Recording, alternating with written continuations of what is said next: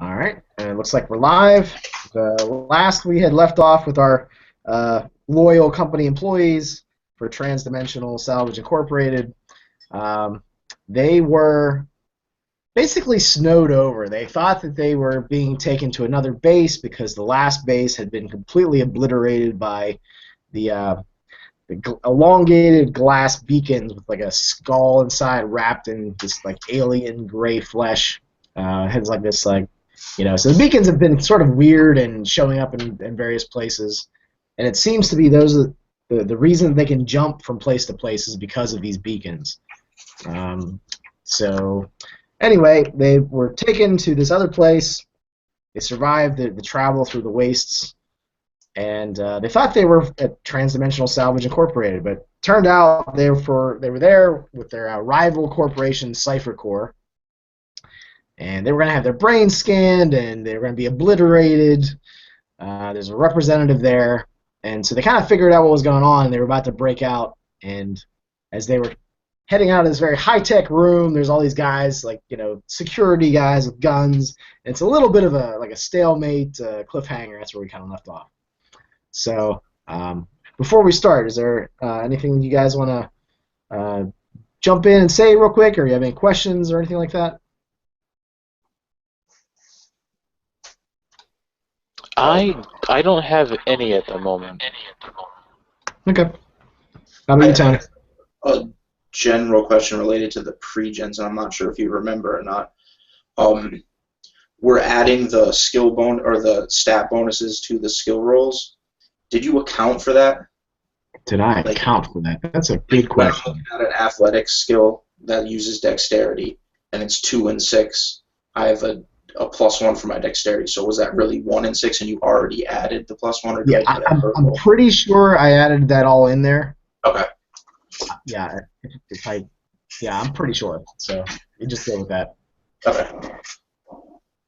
But yeah, so right now, so we have. Well, how about you describe your characters real quick? How you start off, Tony, and you're holding the representative guy. You said, so we'll keep that going. So Rabbit squeezes he's kind of got his arm around the guy's neck. He's not choking him, but he's holding him close, but he's crouched down a little bit, and his ears are bent forward, and he's kind of peeking over his shoulder, and he's got his las gun in the other hand, but just sticking out, so he's trying to keep the majority of himself hidden behind the guy for whatever help that'll be, and he's wide-eyed and surprised at the security forces outside, and he was chewing on a finger, I guess, and they brought him some kind of food, I think. But I think there was lots of food to a meat husk. You guys were chewing on some genetic meat. So he often runs around with the food husks, I believe, like the glorious food that you were chewing on. As soon as he turns the corner and he sees the security forces, he drops the whatever food's in his mouth, and he's just like, "Oh no!" and looks back in the room. I think we got trouble. All right, so we'll let Phil kind of describe what's going on with his character, and then we'll just just go. So. Standing in at an intimidating 5 foot, we have Gamarot Tatul, otherwise known as Slug. Part man, part goat, part insect. Mad scientist at heart, and likes to smoke the good stuff now and again. Of course, that pipe got destroyed thanks to Rabbit Squeeze. It was delicious. It was. I'm sure it was, and quite a trip too. And right now, he's currently standing there with his hooves slightly clattering on the ground, and his second pair of insectoid legs kind of rubbing each other the same way a fly would. If you ever watched one up closely, they're just kind of rubbing themselves. This sort of nervous titch has now overwhelmed Slug as he peeks around the corner. His compound eye on his goat face just kind of leans over, and he's got these 2 psychedelic glasses that would have been useful had he had normal eyes, but now they're pointless, so now they're just there for show. They kind of like have a little string that loops around the back of his neck. He kind of speaks over as he looks out. A few gunshots shoot out, and one of them like chips his horn. Ah! He peeks his way back in. Okay. Yeah. So there's a hallway, and your door is off to the right of this hallway, and so you're peeking out, looking to the left, and Rabbit Squeeze basically said that we got trouble, and there's we'll say that there are, I don't remember the exact number. We'll say that there are 4 security agents, and they are, let's say, about maybe 80 feet down this corridor. And they are just, they're sort of like rifles of some sort. Maybe you're not exactly sure what their capabilities are. What's actually going to come out of the end of them. But they have various, high-tech sort of looking armor on. Little mechanical like eyepieces to focus and refract light in certain ways to be, better at shooting things. They're just glittered with various things that are glowing little lights all over them in various places. As far as like what they are, it's hard to tell because their faces are masked in these elongated sort of like channels. Like there's just like these lines that go down to this, like you can't tell if it's metal or some sort of maybe high polymer plastic or something like that. But they just have like these long like lined faces with slits like right here, where those eye coverings kind of just flip in and out as they're trying to get the best sort of light for what they're trying to do. They're all just sort of just aiming at this area where you are. The walls, there's like lines of laser lights, like kind of like scanning sort of lights that are just sort of like just going over everything, just kind of taking it all in, and you can kind of see like on the walls, like little openings have come out, and that's where these lights are coming from. There's just lines just everywhere on everything, and go. So that's everything. Slug immediately runs towards one of the panels, grabbing it and ripping it open. He begins to like start reprogramming the entire thing so that he can initiate the sprinkler systems to go off so that it can muddles and confuses the sensors. Okay. How about you give me like a science roll, like a D6, science and technology. Nice. Unless there's something else some other skill that seems more appropriate. That seems pretty good though.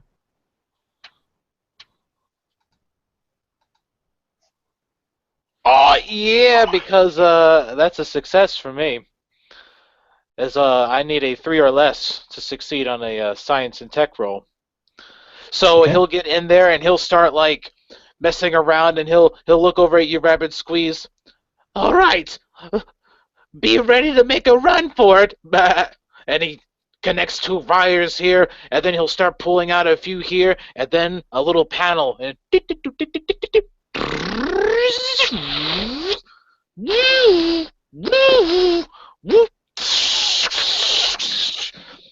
and the sprinkler systems go off, and all sorts of sensors start going around. Lights are flashing red and yellow.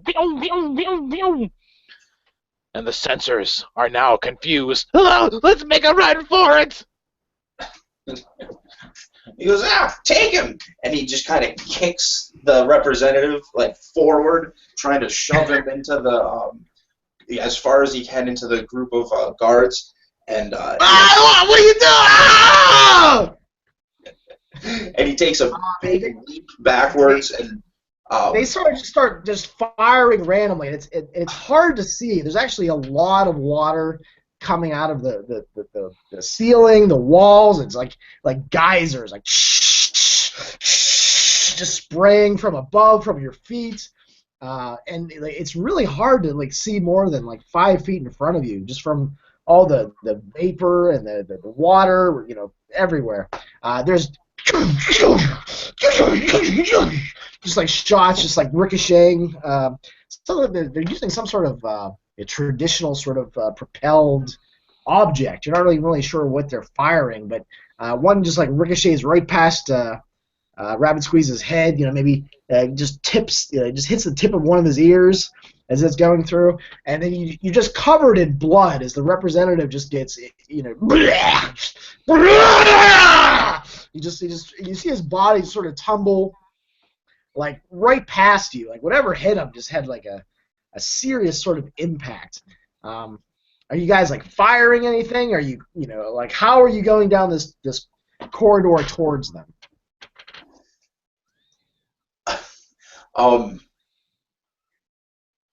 Is there a corridor behind us as well, or are we blocked in? Yeah, it's kind of like you guys are at the end of a corridor and they're at the other end, and yeah, so it's kind of desperate. So, but again, there's water everywhere, and like just things are flying through as they're being shot. Gamera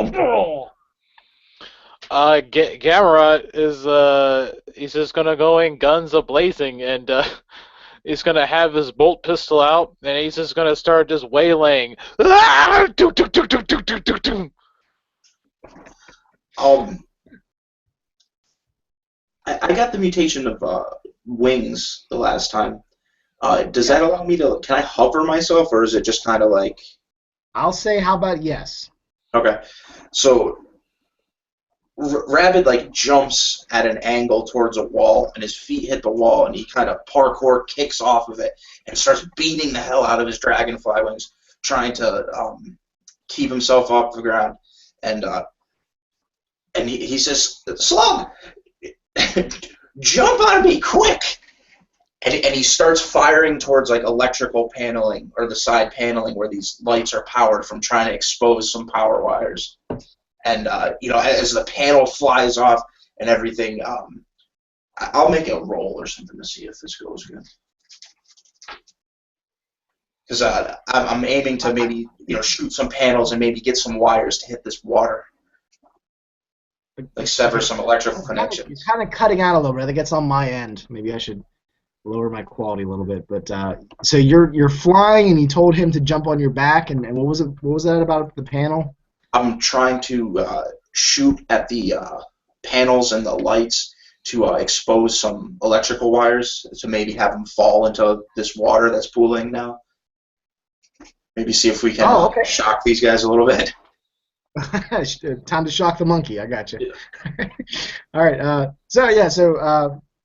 don't you give me like an open door, like strength, or if you want to use the, whatever, it's some sort of roll that seems to make sense for that. I got a 2 and 6, and I have failed. All right. So you're trying to get the panel open. It's rattling. It feels like it could give, but it's like your fingers aren't thin enough, or you just can't seem to get it right.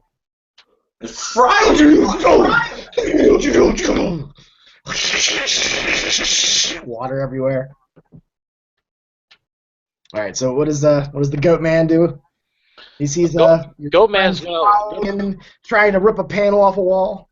He's gonna jump up there and he's gonna grab onto his to his legs, and as he does, he's gonna point the gun up there as well. Oh, watch out! All right. Yeah, I won't make a roll. You blow the panel up. There's wires and various components come tumbling out. They're on fire. All these things are bouncing by. Okay, here's what I'm gonna do. I'll make you guys roll your own dice since I don't have dice. I'm just gonna make you guys do it. Okay. So how about you roll 2 d20s for you, Phil, and 2 d20s for you, Anthony? All right. Yeah. Got a 16. Tell me how high you roll. I got a 6 and a 1. Oh, okay. So yeah, they go flying by you, no problem. And I have a 16 and a 5. Okay. The 5 goes right by you. The 16. What's your armor class? My armor class is 6. 6. That's actually yeah. That'll hit. So one of these like giant not slug, but just like this giant thing just impales you like right in the leg, and it's just a blunt sort of like trauma. Like it really just like you hear something crack and your flesh sort of tears, and you look down and it starts to spin. Like in your leg, like that it sort of like throws out these little like teeth-like saw-like protrusions and just start spinning like into your leg. Just, get it out! Get it out! How about you roll like a? Why don't you just roll like a d6 for now for damage? 5. Okay, so it's throwing out chunks of bloody fur as it's digging into your leg, and it's lighting up with these like orange yellow lights that are like there. It looks like there's a row of them, and just the first light has lit up. So, boop, and it looks like there's about 6 more lights in the sequence that go up, and it's sort of like they look like lines now because it's spinning so fast. So it's like one row of lights. But because it's spinning, it just looks like a line of this yellowish orange light. But as far as the opening, it's open. You guys can get in there. You can get away from more of these things that are flying through the air. And there's like an access sort of tunnel. It's like narrow, and there's like wires and components everywhere. But it looks like for those that want to repair things, this is like an area where they would travel down. Oh, quickly, get in there! But as he says that, he's going to take the gun and, like, smack away that device that's cutting into his leg. Okay, let's see here. Trying to think what you should roll for that. Maybe we should roll a d6, modified either by, like, strength or dexterity. Whichever you think is better. Alright, here we go. Boom. That's a 4. Doesn't succeed though. It's not a 1 for me. So he tries to do it, and it's spinning erratically, and it's just hard to hit. All right, so Rapid Squeeze. This thing is literally looking like it's trying to drill into your thigh. So what do you do? He loses all concentration of flying, and the two of them just fall to the ground. And he drops his las pistol, and and he's screaming, and he just starts to furiously dig at it with his hands, trying to rip it out. Okay. So you get your hand on it. You're trying to rip it out, and it's spinning so fast that it's sort of like it's like tearing at your hands. But why don't you give me a roll, either modified by strength or dexterity. So D6. Oh no, that's a 1. Never mind. I succeeded. I just misread. Okay, good. Yeah, it's a 1. So it bites into your hands as you're trying to do it because you're trying to grab this spinning metallic thing that's in your leg, and why don't you describe how you describe how you either just describe it. How did you get rid of it? Rather? He grabbed, both of his hands kind of surround it, and fur and blood and chunks of flesh are flying from his palms, and it's still gushing from his leg, and he's just like, ah! and he's shaking, and he's pulling and pulling and pulling, and finally he gets the thing out, and just with a spew of like blood and connective tissue and stuff like that, and he tosses it to the ground, and it's spinning still, and it's basically boring a hole in like the floor, or trying to at least, and because it's not stopped spinning, and there's a huge gaping wound, and you could see broken bone and tendons, and the blood is just gushing down. His green fur is just matted red. We've got to get out of here. I think you're just gonna have to let the leg go, man. You just got to let the leg go. He begins like grabbing and pulling you into the Jeffries tube. Come on!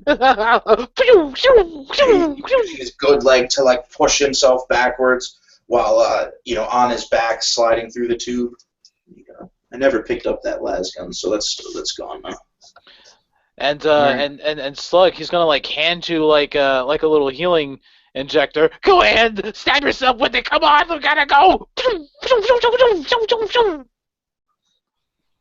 He jams the injector right in the wound, and and as he plunges the needle, those little worms kind of swim around underneath his skin and start knitting up the flesh a little bit. But the bone is still broken. He wasn't able to get that deep.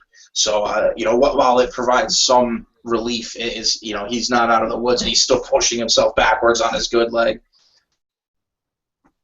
All right, so like I said, there's wires all around you. You have to like kind of tear apart some of them to get through in certain places. You have to like crawl down and squeeze under things, and wires are dragging across your face, over your compound eye, or getting caught. Your ear gets caught on one. You got to like duck down and like scrape on this ground that you don't think has ever been cleaned since this installation was built. There's like dust and grime. There's like dead rodents that are just like huddled up in corners where they got stuck between two wires, and you're dragging yourself through all this. And on like above you, you just start seeing things like fire into the wall, like laser lights, or like they're just trying to find you in there. They're just digging and like just burning holes in the wall as you're trying to get through it.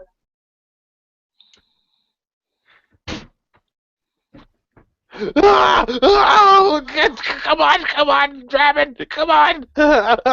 And he's like urging himself forward, his little insect legs grabbing onto the grating and pulling himself forward.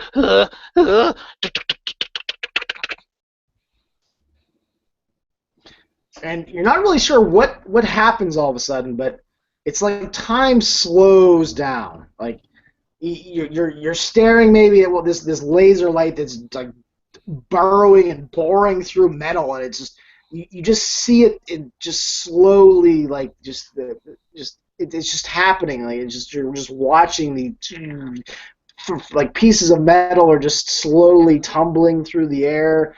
You can see every piece of dust particle just around you. Maybe like a little whisker on one of the mice is just slowly waving by the wind. It's just like you can see, and you have time to process everything that is moving around you. In wherever you look, you just see this all in very slow, detailed vision. And you hear Clapface's voice sort of resonating, and it sort of vibrates your bones and your organs.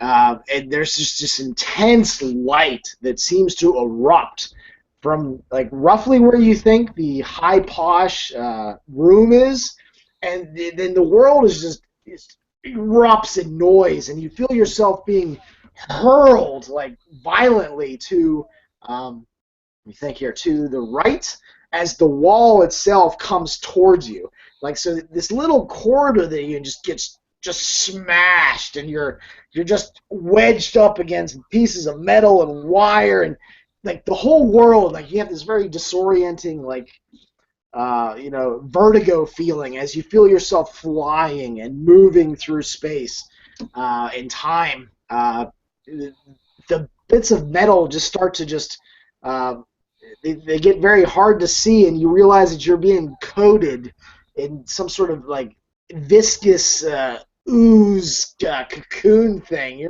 It's like it's constricting, and it seems to have more of a like tensile strength to it than the coverings you've had in the past. There's this sort of humming noise right behind your right eye. It just like and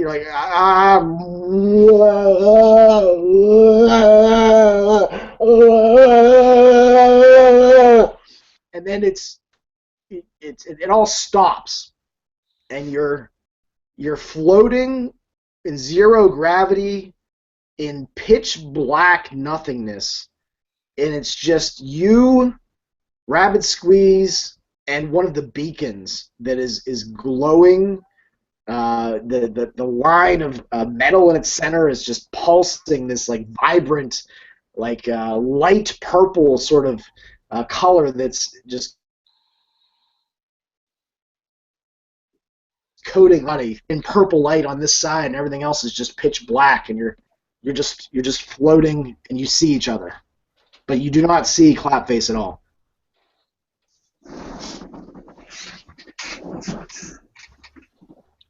Uh, Rabbit? Are, uh, are we dead? What the toad just happened? I think we experienced a temporal leap. Or, let me think here. As he, like, turns upside down looking at you now, it's like, if my calculations are correct, and they seldom are, but I would say that this is a teleportation, but it's different. It was spontaneous, and, well, suffice it to say, I think we went through dimensional space and time. Like, oh, what is the word? Oh, we went through the folds. That's what it is. The folds. You And as you understand, Rabbit? You understand? Bah. as you're talking, you realize that you really shouldn't be able to hear each other because you're coated in this viscous covering, but you seem to be communicating like telepathically. You can hear everything the other one is thinking, and that sort of overwhelming sense of just like being connected in some way with the other person. So let's say, what are you thinking, Slug, that you aren't saying? Like, is there something that you're thinking that would come across the link to Rabbit Squeeze? Oh, Slug is thinking of um of his home, which, as he had described before, was like a Beastman planet, but it turns out it's not really a Beastman planet.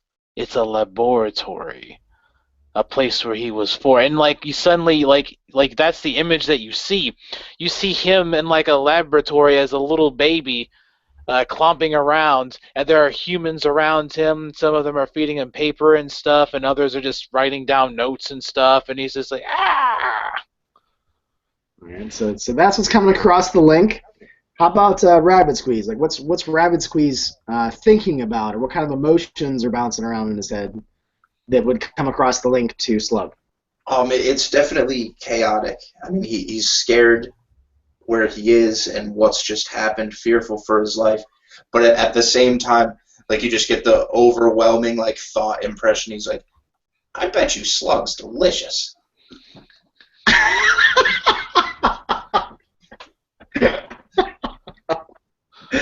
Oh wow. Okay. All right. So resume. You guys are communicating with each other. You're not even sure how, but the thoughts and ideas are traveling back and forth from one brain to the other. Rabbit, were you thinking of eating me? Not when you're alive. Oh, okay. That fills me with more comfort. That's, Wait, why are you thinking? How do you know that?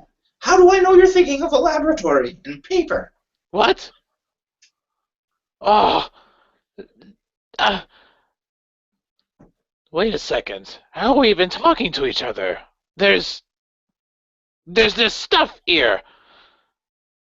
Oh, that's it. That's it. We must be in a completely different dimension. One that operates on fluidic communication. Yes. Bah. Where's Clapface? How are we gonna get home? I don't know. As you say that, you see that around the base of this beacon, you see tentacles that are wrapped. They're also seem like they've been covered in this fabric, but it seems like he's holding onto the back of it. You can only really see just the tips of the tentacles, and that's the only sort of telltale sign that there's someone else there. But it seems that Clapface has wrapped his body around the other side of the beacon. Except you're not really getting any thoughts or communication from him at all. He seems like he's in some sort of stasis. maybe we should try to what would we do? Meditate to transfer before. Maybe we should try to meditate and focus on home or someplace with ground. I agree. All right. But we need to be thinking about the same exact place. The You'll feel movement as your bodies are being slowly pulled towards the beacon. Oh no. Oh no. Oh no. what about the beacon in the old base? I mean, it's destroyed, but at least there's no one shooting at us. Okay. Okay, yeah. We'll do that. It like squints his eyes and just thinks as hard as he can about it. Okay, so you guys are thinking about literally like the crater where Transdimensional Salvage Incorporated, the headquarters was, right? Yeah. Okay. All right, so you're thinking for a while. And again, that sort of lurching sensation happens where you're being tugged to the left. You're traveling, and your mind is filled with images of like small pinpricks of light, contrasted by a dark blue ooze. You're not really like, what? It's sort of like you see this image of this like just maneuvering and undulating glob of like amoebic looking chaos, and there's pinpricks of light and just flying out of it and shooting off in all kinds of different directions, and you get this image of other hovering squids around Clapface. They're sort of just like, oh, it almost looks like for us it looks like they're tickling him, but it's like a slow process. You're not really sure what is happening, but it seems to be important or vital or even necessary. And then there's the abrupt just eradication of that entire image and thought and vision, and you're laying in the crater of where Transdimensional Salvage Incorporated used to be, and there is the spinning beacon is there with the crystalline structures that are all sort of, they seem to have expanded now, and they've grown into the ground, and they've expanded up into the sky. It seems like it's probably about 100 yards in diameter. This crystalline structure that's kind of coming out of that center beacon. Huh. And you're still in that wrapping, that like hard substance. Slug will try to like break his way out of it. Okay. Yeah, with your guns and weapons, eventually you can shoot through it, break through it. Yeah.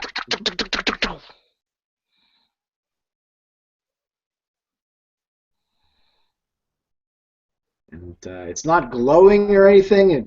You're not getting that strange sort of telepathic thought process exchange thing that you were before. You notice that Clapface isn't there, however.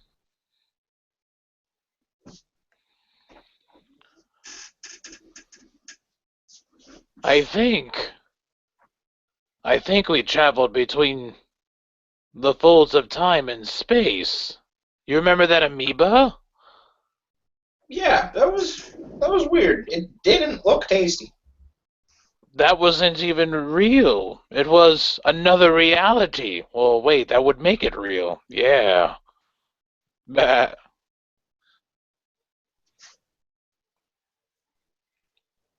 Are we in the crater now? Yeah, you're in the crater, and in the center of the crater is that beacon with, like I said, just this large, expansive, crystalline sort of structure that has grown into the ground and is spreading out in all directions. In the distance, you can see some sort of vehicles, and like in the sky, there's things that are circling. They seem like they're paying attention to what's happening, and they seem to all have the TDS logo on them, which I have yet to design, but the TDS logo is on everything. So. How high up are the vehicles flying? Probably about we'll say like I don't know, like maybe like half a mile. They're pretty high up Oh, there. There's probably one that's a little bit lower that you can see the icon on.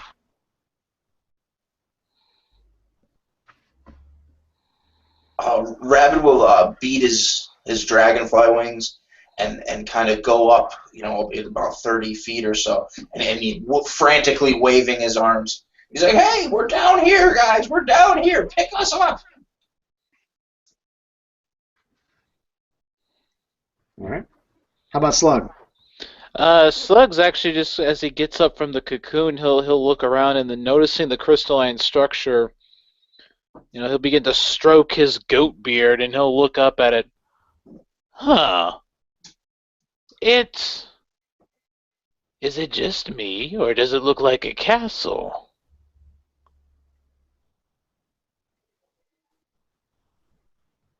Hmm. Well, I'm above it, but it's certainly strange. And with that, and with that slug, he'll just start shaking his head. This has been one hell of a day, and he'll like pull out his last bit of hookah, and he'll begin smoking that, and immediately you just hear like this bubbling.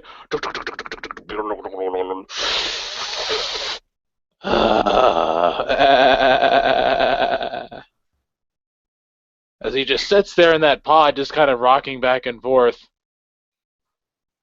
You'll see a couple representatives are slowly walking over to the edge of the crater.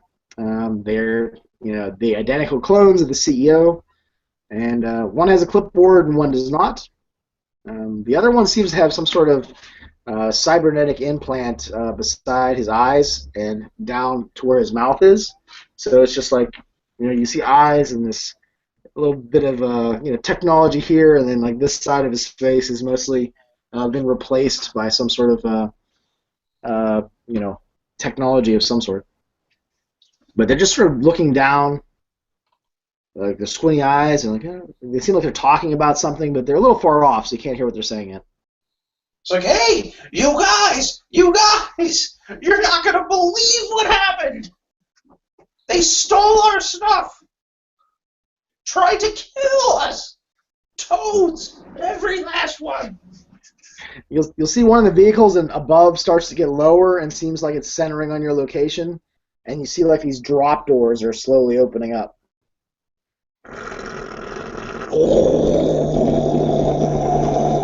It's starting to blow air around and dirt and rocks, and it's probably about like 100 yards above you by at this point.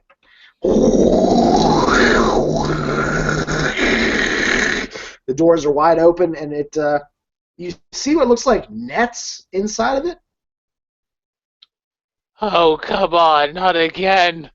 Just stop it. He like gets up with his arms up. We're part of Transdimensional Incorporated. We're loyal employees. Valuable. You'll see one of the representatives. He's like he's tapping buttons on the side of his head, and he's pointing down at you, and he looks angry.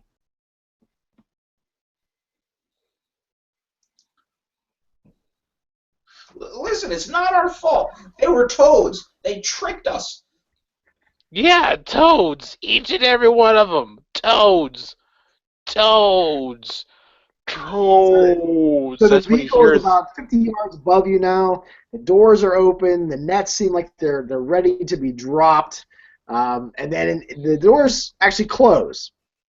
And the vehicle sort of just like changes its trajectory and lands roughly about 15 feet away from your location, but you're getting hit in the face with little rocks and dirt pebbles and sand. Uh, you know, so this is it's landing, and then all of a sudden, out of the crystalline entity, this large shard of crystal just like shoots right through the center of it. It just goes right through the cockpit. Seems like it probably destroyed, impaled the pilot, and it just roughly just flies out of the back about 15 yards and the thing just erupts into flames, and there's liquid like fuel leaking out of it that catches on fire, and so you're getting pelted by all these rocks, and then you just feel the heat as it just erupts right beside you.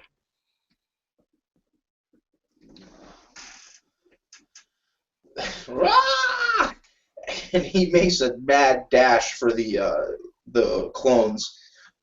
Okay. Yeah, he's sort of like climbing, hopping. You're getting like fists of dirt and like old roots that have been sort of like decomposed. You're not really sure, like, well, what that? I don't know what that. You're crawling. And is the slug following suit, trying to get away, going up towards the clones? Oh, Slug is just gonna get the hell out of there. He's gonna run and hide behind a crystal. He's been pelted enough, and he is not in the right state of mind. He just traveled between the corridors of existence. So Slug's going for this like thicker shard of crystal that's like almost like a root that's growing down into the ground, and Rabbit Squeeze is up to the edge of the the giant crater. One of the clone's representatives is looking at you. The other one's just sort of looks like he's taking down information. Oh, yes. What is your designation, sir or madam? It's a Rabbit Squeeze Shark Booze. Interesting. I don't know how or why you choose such ridiculous names, but interesting. What seems to have happened here is that your fault? Did you destroy a valuable company asset? Because that's coming out of your paycheck, and you're. No. We didn't destroy anything. There seems to be some sort of affinity between you and this. What is the word? Pile of. Whatever that is, I mean, it seems to have emerged from a beacon. Is that what that is over there? Is that a beacon? Yeah, something coming out of the beacon, but I don't know. We were kidnapped.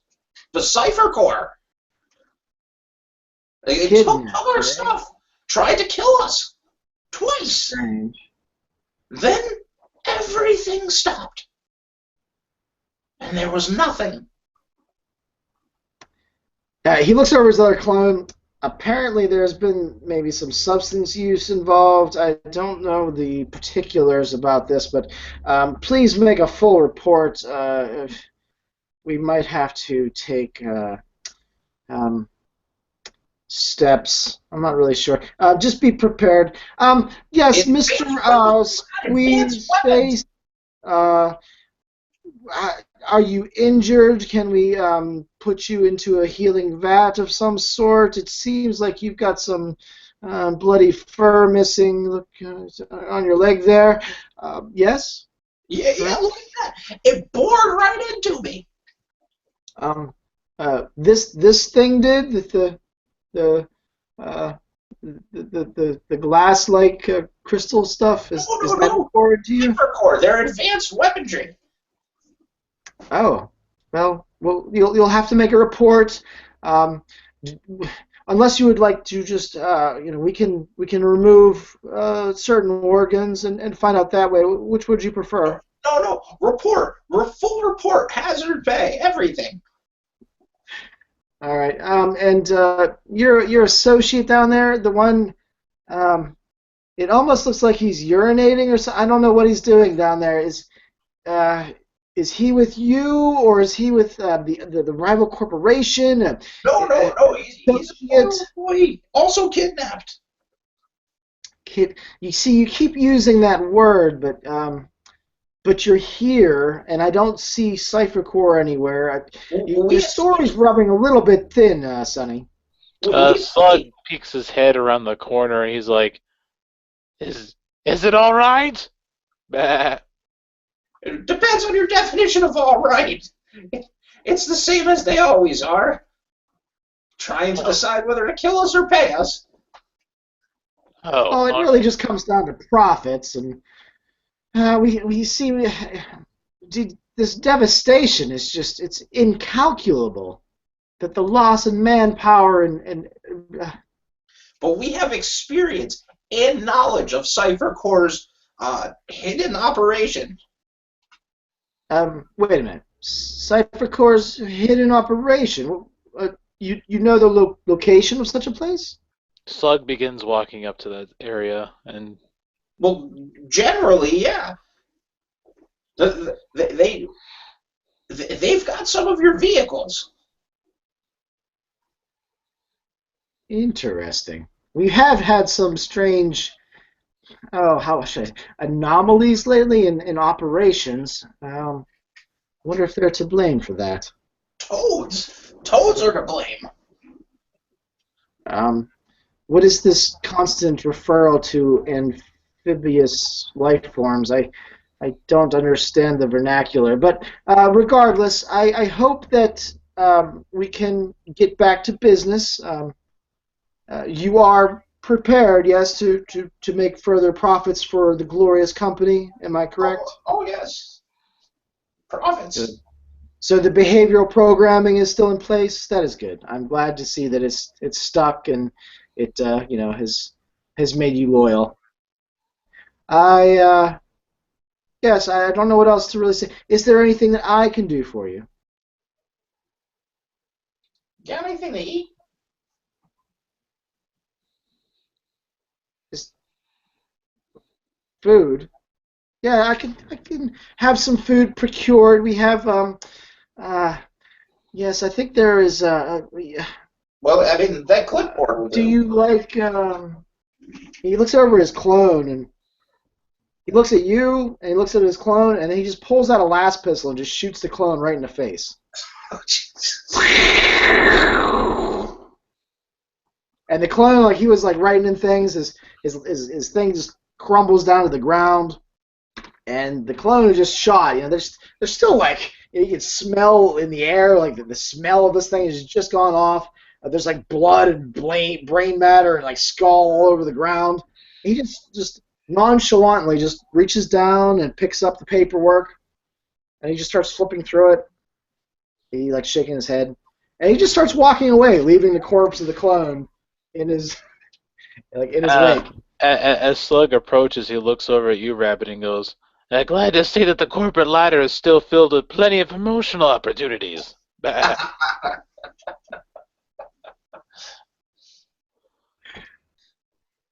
And he sort of like he looks back. Is that appropriate? I heard that your kind eats whatever refuse, garbage, rocks.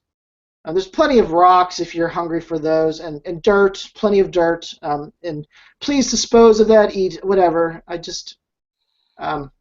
Yes. Please refer to your local handbook on the location of your next job site.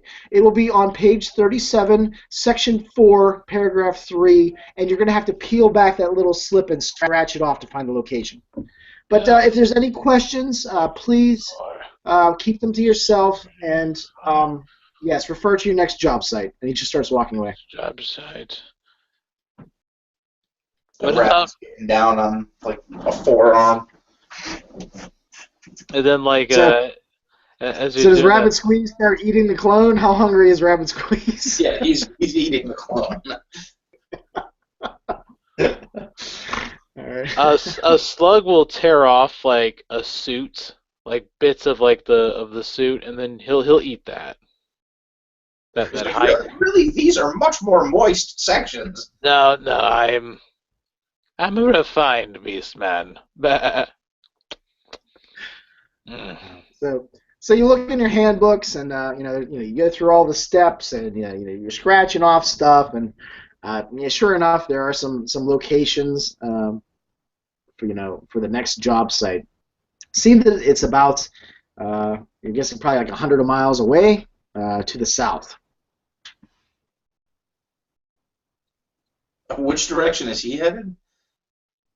He seems to be heading in an easterly fashion, so he's heading east. So are we supposed to walk? He kind of shouts. No more questions. And he just it seems like he's just walking off in the distance. You don't you don't even really see like where he's going, or like he's not. He doesn't seem to be going towards any vehicle or anything. Uh, Hmm. Well, I there guess are some vehicles that are still hovering in the sky. get it. Uh, Go fit. And there's that completely impaled hovering vehicle that the crystalline structure went right through. There's that. But Is other it? than that, there really isn't much left. It's just all debris. And well, I mean, there you go. There's lots of debris. There's lots of like rubble. There's like a mostly intact vehicle. So that's the situation you find yourselves in. And the next job site is 100 miles to the south. you You think we know, might be able to fix that? yeah, I'm gonna definitely give it a try. That's for sure. But I'll tell you what, at the rate at which this crystal's growing, it's going to be huge. Bah. And like at this point, like his insectoid-like orbs are uh, let's see, they can't be bloodshot, but they are going to look reddish, with like a pinkish hue to them. You're going to see that one of the crystal sections, it seems like it's forming, is just slowly like meandering at very sharp angles, like, and it has like a sort of crackling sort of noise, and it's like slowly making its way over to your location, Let's and it's get out of about here. like 6 inches in diameter or so, but it's all like angular, and it seems like it's forming out of like midair, and it doesn't. There's like no supports. So this thing, like at this point, is like 30 feet long, and it's just like heading over in your general direction. Actually, Slug will just stay and watch it for a bit and observe. Rabbit is headed towards the vehicle to see if he can either get it working or if there's anything he can salvage. Okay. So this thing keeps growing, moving in your direction. As soon as you guys sort of, it's kind of seemed like you split up a little bit. Is that true? Yeah. Hmm. You're going to the vehicle, and then Slug is waiting for this thing. Yeah. Okay. When that happens, the crystal like splits, and like there's now two sort of tendrils, and one is going towards Slug, and one seems like it's trying to like it seems like it's calculated where you're walking, and it's going in that direction.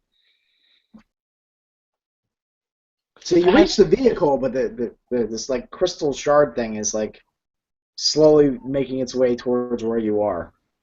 Um, the vehicle is it's has some fire damage, and but there are like pieces and wires all over the place from all sorts of different things that were in headquarters, just sort of like laying in the rubble. Rabbit, Rabbit, look at this. It's like, oh no! Maybe we should just run.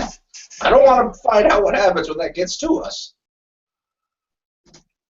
Hmm. I wonder. And he'll take off like a tuft of his hair, and he'll kind of just he'll wait till it gets a certain distance, and he'll kind of just toss it at it. Okay. Well, when that happens, it splits again, and one of the crystals heads towards the direction of that clump of hair, and the other one is coming towards you. So now there are three tendrils, one going towards Rabbit Squeeze, one going towards Slug, and one going towards a chunk of Slug's hair. Okay, and now at this point, Slug will continue the experiment by walking at a steady pace away from that tendril, but observing what happens to the piece that is standing still. Okay, so the shard that is going towards your clump of hair is the closest to its target. Mm. As soon as it touches that hair, it just completely vanishes.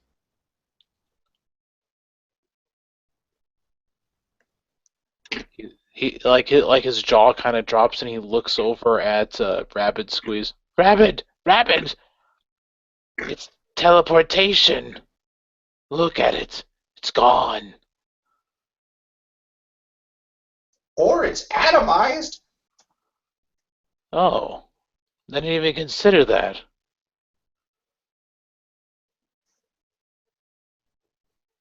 Then he runs like mad. Run!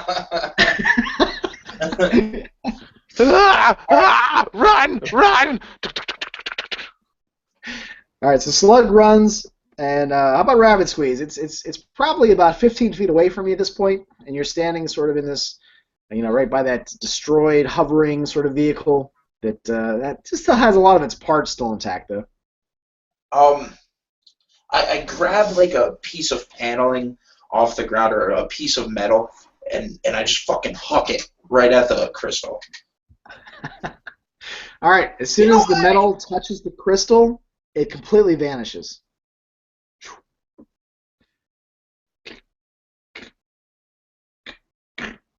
And it just seems like it's slowly moving towards you again. He just screams and hop flies away, following Slug.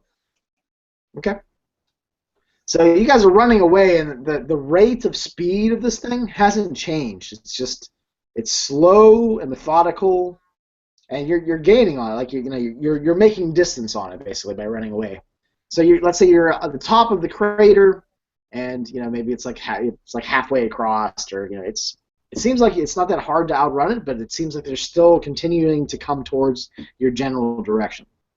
So as you stand on top of the crater, you can just see all the devastation, and you're just looking off in the distance and just seeing the wastes again. I wonder if we travel 100 miles, will that crystal still follow? Bah. Let's find out. He shrugs his shoulders and just begins walking. This is gonna be a long trek. Yeah, you can kind of see like all the sand and just like debris littered wastelands that are in front of you with maybe a scrub brush here and there, old like sand blasted trees, the trunks of which are just basically just like in place from where they died years past. It looks pretty bleak. Slug will like grab up bits and pieces of it and like like debris and like he'll like start weaving it together into like these like little makeshift hats and stuff. And then he'll look at Rabbit Squeeze. It's to keep the sun off of us. Oh, thank you.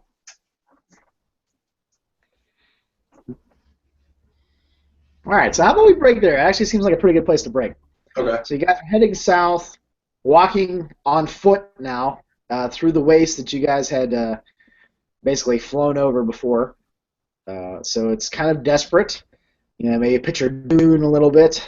you guys are some Fremen walking across the sandy wastes. Hell yeah. But, look, we traveled through the universe through the folds of space with our minds. I have to say, pursuit is terrifying. Those, I don't care how slow it's going; it's just coming.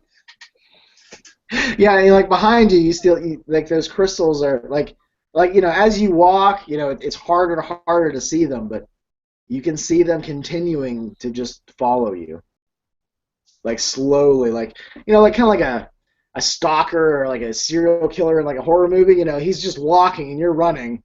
And he doesn't get any faster. He's just slowly just walking, and that's basically what these things are doing. These right there. crystal shards just slowly and it seems like gravity just doesn't seem to affect them. Like you think that they'd snap off or something because there's no supports under them, but they just continue to move forward horizontally. Horizontally, yeah, horizontally with the ground. So yeah, we'll stop there. Anthony, what'd you think about today? Oh, it was great, man. It was great. Anything jump out at you, or you thought like weird, or I don't know? It was kind of a short session too. Yeah, I'm honestly curious about the crystals. Half of me wanted to just touch it, and I'm thinking that it would have teleported us somewhere. But the other half of me is just I'm too nervous to just touch some random. Well, I guess that's a good thing, right? You're not, the sort of like the fear of the unknown is there. Like, well, Yeah, I don't. Maybe that would be better. Like, well, Tim's got a bunch of pre-generated characters. Maybe I'll just have to get another one yeah. if I touch that thing. So, what'd you think of that sort of like hovering part? I thought that was kind of fun. Yeah, that was really cool. I definitely, I guess I felt the unknown that the character would feel because it was very strange, and I still don't know. I mean, I don't have any inkling what happened there. So, good job on the mystery. That's cool. Yeah. Yeah, I like to try to throw like just like I can't talk enigmatic like weird weird stuff. You're like I don't know what really happened. And like I hope that kind of like makes you guys curious or I don't know. Just like it's an enigma. That's what I'm trying to say. And I try to throw those things in from time to time. Just especially with these beacons. I'm really enjoying sort of like messing around with those in the campaign. Like they're sort of they almost feel like ancient technology, but there's also that sort of like, well, Well, I they're mean, like, they are wrapped in the flesh of the old gods, xenoflesh. I think that's how it's put. yeah, I believe so. Yep, that gray flesh that's wrapped around like a human skull. So just even like in their description alone, it sounds like I'm just trying to think of this as like from your guys' perspective, that like humans and these things like there's some sort of weird commingling of intelligences and technologies, and this is what came about. And whether that's a good thing or a bad thing or something else, you have no idea. But yeah. All right. How about you, Phil? What do you think? Anything jump out at you? Or I absolutely love the psychedelic experience of traveling between dimensional folds in space. I like how you describe the amoebic um, dimensional planes. So that's how I'm going to interpret them as. yeah. Sometimes I just describe things and like I don't think I even know what's gonna fly out of my mouth. I just sort of just okay. Let's Well, just describe something weird that's happening. Okay, then it's just sort of I an idea sort of builds off of an idea. I was actually picturing that though. Like before you even mentioned that, I was like, man, it'd be cool if they were like amoebas, like they look like these space blobs of dimensions, and like you described that, and I was like, yes. Well, maybe I got telepathy myself. I didn't even know. I read your mind, but Oh yeah. no, not really. But that's cool. I really, just for me, I really like that you guys are like interacting more, character to character. I'm sure that is a little bit easier when there's less characters, perhaps. But yeah, that's very cool to see. I can kind of tell too that you guys are getting used to your characters. I mean, that's like it's for me too. Like the more sessions you have with a character, you kind of like, all right, so yeah, I know what they're like. I know a little bit more about their ticks and quirks and all that kind of stuff. So Yeah, it's cool to see you guys like, you throw out the goat noises and the voice you're using for Rabbit Squeeze. It kills me, man. I think it's great. I just start. I think when you say that voice or whatever, I just picture this like fuzzy, like weird ass looking like rabbit thing, and it's great. I don't know. It's cool. I don't know. I'm trying to keep the because when I first read the character, all I could think about was Bucky O'Hare. So that's where the toads come from, because those were the Yeah. bad guys in Bucky O'Hare. And that's where he used to say, "Let's croak us some toads." Uh, but yeah, I very much needed a distraction today, guys. So thank you very much. Thank I you. really appreciate you guys playing. Thank you for running the game. Hopefully there wasn't too much noise. They're doing something down the road. That's why I had to actually move upstairs away from the road. I didn't Uh, hear nothing. okay, that's good.